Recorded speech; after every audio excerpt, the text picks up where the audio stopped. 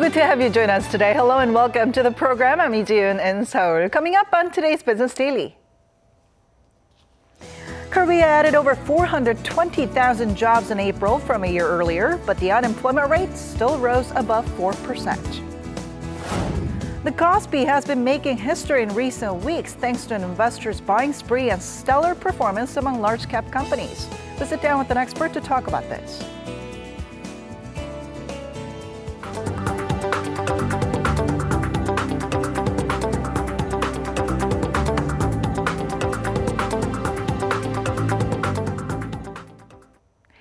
Exports are continuing to do well after a strong start to the year. Korea Customs Service says that in the first 10 days of May, exports amounted to $9.7 billion. Now that's an increase of 4.5% compared to the same period last year. Korean exports have been on the up and up for the past 6 months on improved global economic conditions. Petrochemical products and semiconductors led the spike, with shipments to Vietnam, Japan, the EU, and China posting a sharp increase on year.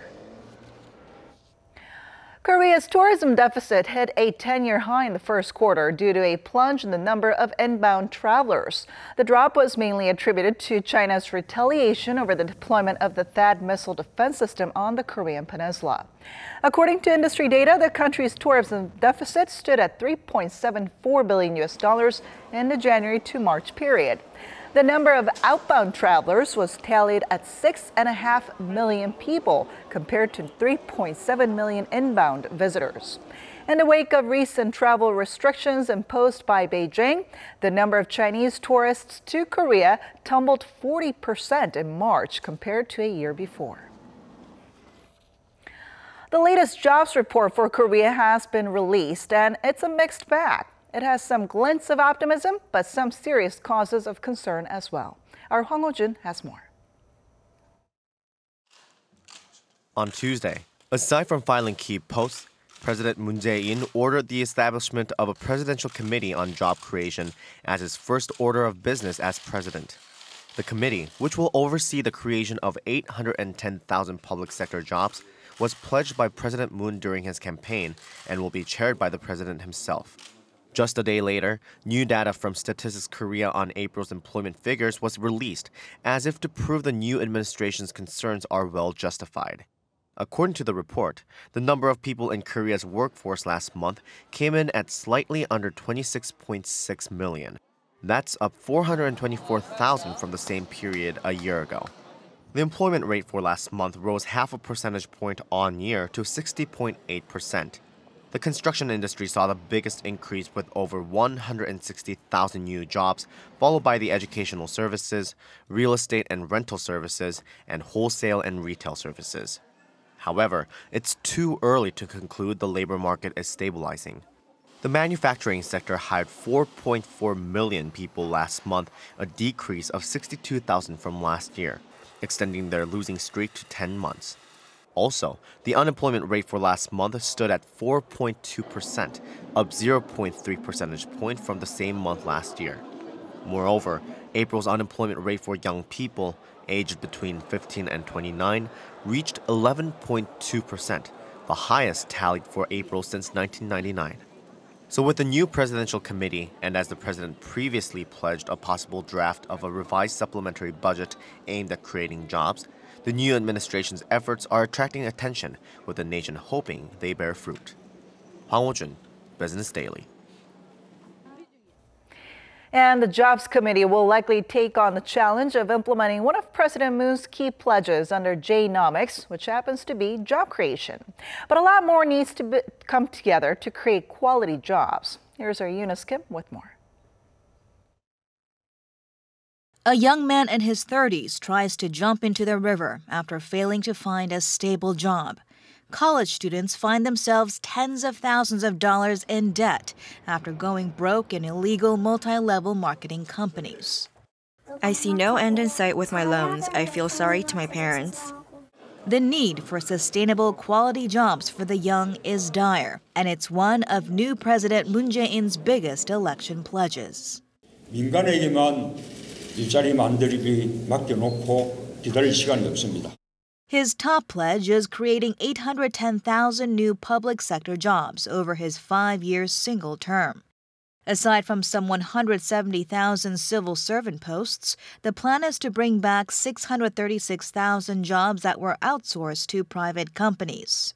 While this is a plus for making those hundreds of thousands of jobs more stable, it's not technically creating new jobs. So in the end, new job creation falls squarely on the shoulders of the private sector. Fundamentally, we have to focus on the long-term growth of our economy. While jobs, in part, come from the public sector, the vast majority comes from the private sector. The problem is the quality of jobs has been dropping and the income gap widening. Some 6.4 million irregular workers take home a paycheck roughly half of their regular status peers. Those who work at SMEs also are seeing their pay gap widen to new highs, strengthening the trends of low birth rates and wealth polarization.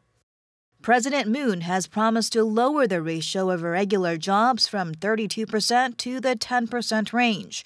By supporting SMEs, he wants to improve the quality of jobs. But there are still many hurdles to overcome from the business sector. Jobs disappear as conglomerates destroy our corporate ecosystems. If we want a system where startups and SMEs can thrive, we can't achieve that with the current chaebol-centric system. Revising a deeply rooted system to one that is truly competitive to allow for a flourishing of good jobs. Jobs that will allow young people to carve out their own lives independent of their parents or debt, and allowing the retired to enjoy a humane second chapter. These are what Moon Jae-in dreams of in a people-centric economy. Eunice Kim, Business Daily. The Moon Jae-in administration estimates that more than 178 trillion won will be required to implement election pledges during its term, and says to achieve that, it will consider raising taxes. That's more than $157 billion or $31.5 billion it'll look to raise per year. President Moon's team said a portion of it would be raised by cutting unnecessary fiscal expenditures and carrying out tax reforms, which would include tax hikes on the rich and cracking down on tax evasion. It indicated that it would also consider raising taxes on high-value inheritance, transfers of property, and capital gains. Now, it's still only his second day in office, but Koreans are waiting to see whether President Moon Jae-in's campaign promises to make commuting easier and reduce transportation costs will come to fruition. Since transportation policies directly affect the public, commuters are keeping an eye on the 5 related pledges that he made last month. They include increasing the number of express trains in the Seoul metropolitan area, introducing a wide range of affordable transportation cards, reducing freeway tolls, and in some parts creating free sections. 14% of residents in the Greater Seoul area commute to Seoul every day, but an average of 18 people are left standing on buses during commuting hours. President Moon hopes to ease discomforts by establishing a transportation authority that can coordinate better with local governments. And Korean shares traded higher today as hopes of economic stimulus by the new Moon Jae-in administration lifted market sentiment. The benchmark KOSPI gained nearly 0.7% in the morning hours, while the tech-heavy KOSDAQ hit a record intraday high since January. At the closing bell, the KOSPI reached 2,296.37, closing 1.16% up from the previous session. The KOSDAQ closed up over 0.7% at 647.58. The Korean won strengthened against the greenback, ending at 1,129.91. And recently, the KOSPI has been hitting new records, fueled by a buying spree from foreign and institutional investors. So how long will this KOSPI rally last? And what are some of the expectations going forward? Let's take a closer look. The benchmark KOSPI reached a historic high of 2292.76 on Monday, just a day ahead of Korea's presidential election. The surge was largely due to strong buying from foreign investors. And now that Korea has a new president, analysts say the KOSPI is poised for an even stronger bullish run, as expectations for the new government are expected to remain high. In fact, statistics show that local stocks in the past rose about 23 to 26% during the first 1 or 2 years under new administrations. On top of this, analysts expect robust local corporate earnings, as well as the improved global economy to further drive up the benchmark index. With so many viewing the election results here in Korea as a positive development for the local market, the question is, how high can the KOSPI climb?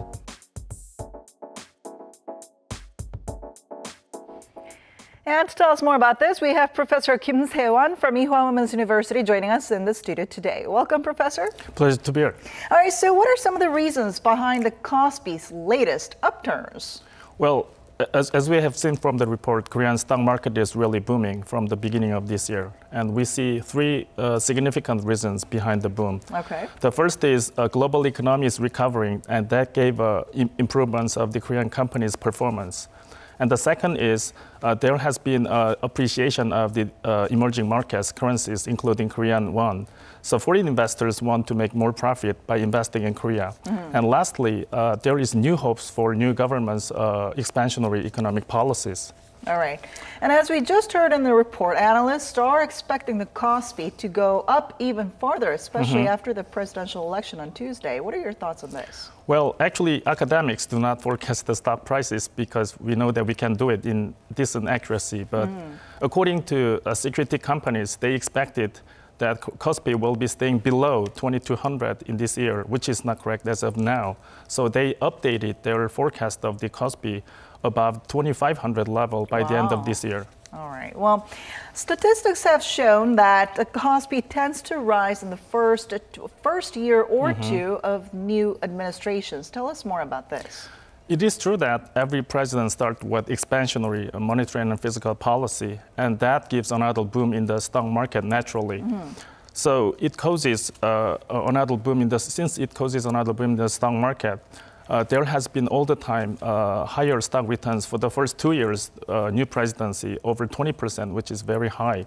And we are seeing the exactly same phenomenon in the United States. Okay. U.S. stock market is also booming until now after Mr. Trump administration has started.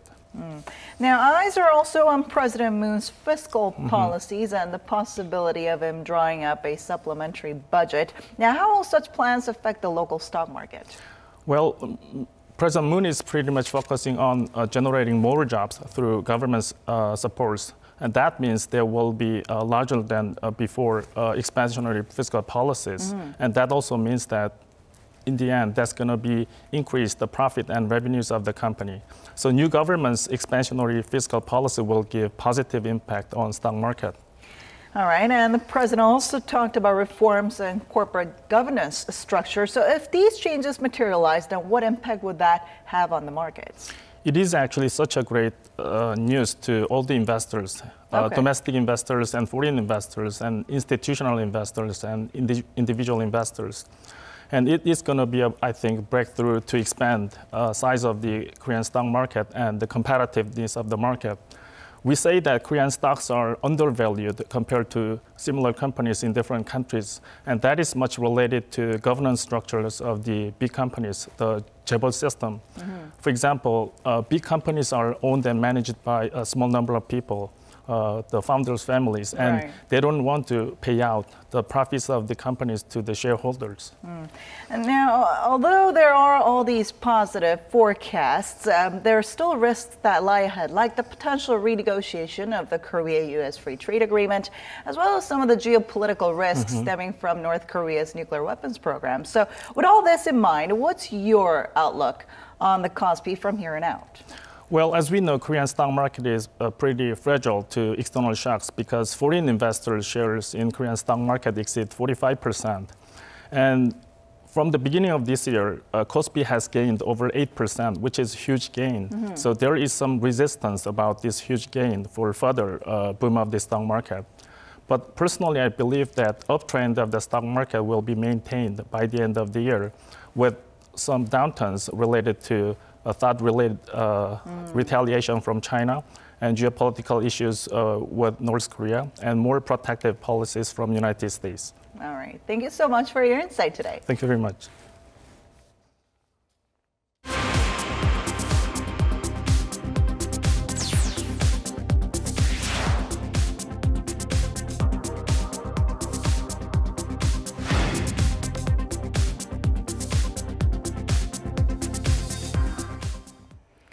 Apple's iPhone 7 was the best-selling smartphone in the world in the first quarter of this year. Market researcher Strategy Analytics reports that some 21.5 million iPhone 7s have been shipped around the world. Now that's about 6% of total global shipments. Adding iPhone 7 Plus handsets to the figure, and Apple's lineup accounted for 11% of the first quarter shipments. China's rising brand Oppo R9s was in third place with nearly 9 million sold, followed by Samsung's Galaxy J3 with a bit over 6 million. The researchers said the iPhone's user-friendly design, extensive supporting apps, and easy accessibility are what led the handsets to top the list. When Korea's first internet-only bank launched last month, it attracted a lot of attention as it promised to offer higher interest on deposits and lower rates on loans. But lots of hurdles still lie ahead for Korea's internet-only bank. Our Lee Joo-young tells us more. The country's first branchless internet-only bank, K-Bank. Within the first 3 days of its launch on April 3rd, it attracted throngs of customers who opened more than 100,000 accounts. It has also approved more than 8,000 loans and over 91,000 debit card issuances as of last month.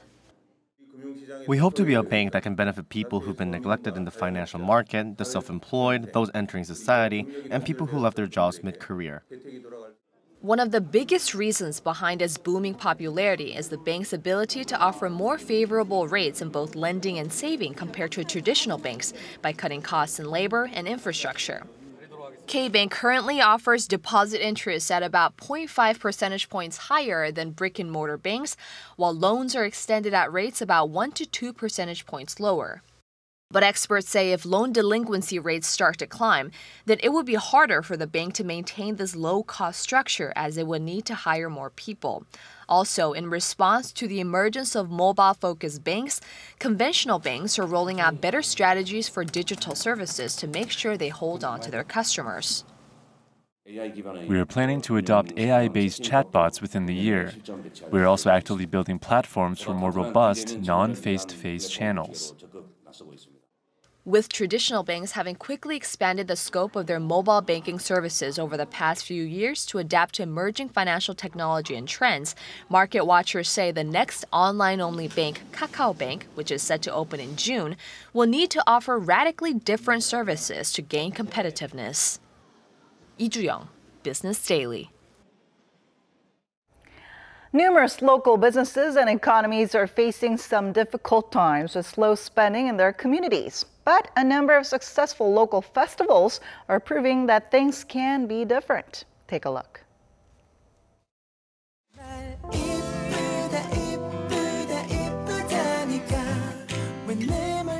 May is a time when flower festivals pop up across many parts of Korea. Among them, the International Horticulture Goyang Korea is considered one of the representative international flower festivals in the country. It took me 3 hours to get here, and I think it was definitely worth it. I don't normally get to see flowers like these, so it's a great way to enjoy them. The festival is in its 11th year and has helped to revitalize the local economy and create many jobs over the years. The economic effects are said to have surpassed near $800 million over the last 5 years. This year, the festival offers a variety of things to enjoy, including a lake lighting show and extended hours into the evening with the goal of attracting 600,000 visitors.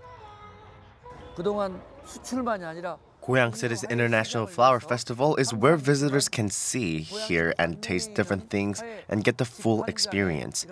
It's expected to produce $176 million in economic effects through exports and also for the domestic flower market. We are also hoping to revive the local economy and flower industry within the city of Goyang. Local festivals in Korea have been expanding continuously for the past 3 years. The market is worth some $2.4 billion, creating economic value worth over $10 billion. One of the most successful winter festivals in Korea is the Hwacheon Sancheoneo Ice Festival, which attracted 1.5 million visitors just last year. It created 1,600 new jobs and sold almost $530,000 worth of regional specialties, having an economic impact of over $220 million. Successful local festivals can't help foster new industries.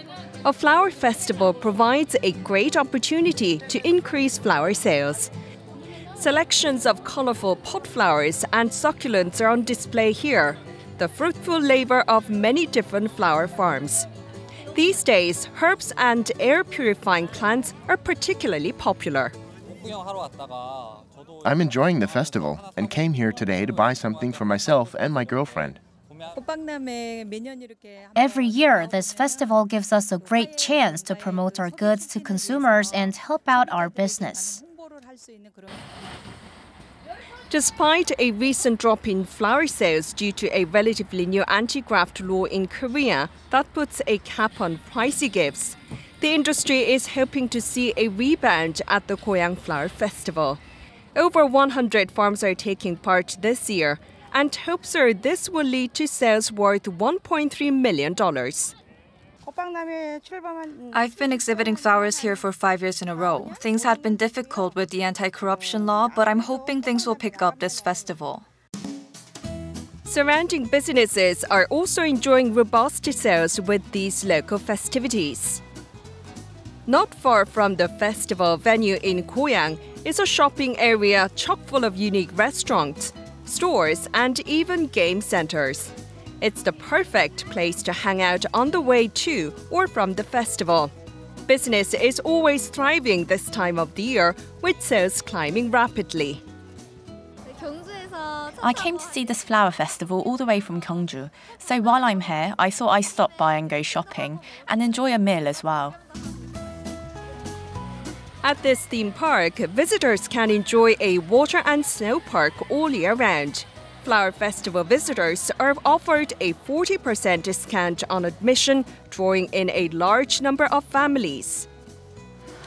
안녕하세요. 저 이거 꽃 박람회에서 할인 쿠폰 받았는데 이거 사용할 수 있나요? 네, 사용 가능하시고요. 스노우파크랑 워터파크 중에 어느 쪽 입장하세요? 저 스노우파크요. 스노우파크요? 총 몇 분 입장하시나요? 4명이요? 네. 네, 많은 고객분들께서 A lot of people who come to our theme park use coupons.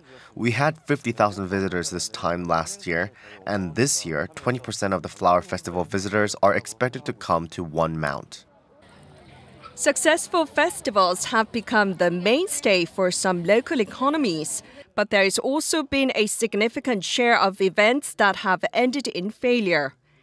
Experts point out that too much competition among festivals that fail to set themselves apart can actually hurt the areas involved. The problem with local festivals is their overlapping content and lack of creativity, which often comes from all the bureaucracy involved. Not only that, a lot of them aren't self-sustainable. So what they need to do is put out new ideas, become independent, and differentiate themselves so that the local community supports them and helps build them up. That's the path to success. Local governments and businesses have been struggling with low spending, a lack of jobs, and a downturn in sentiment, which is why many hope that unique festivals will help put them on the map and bring in more visitors.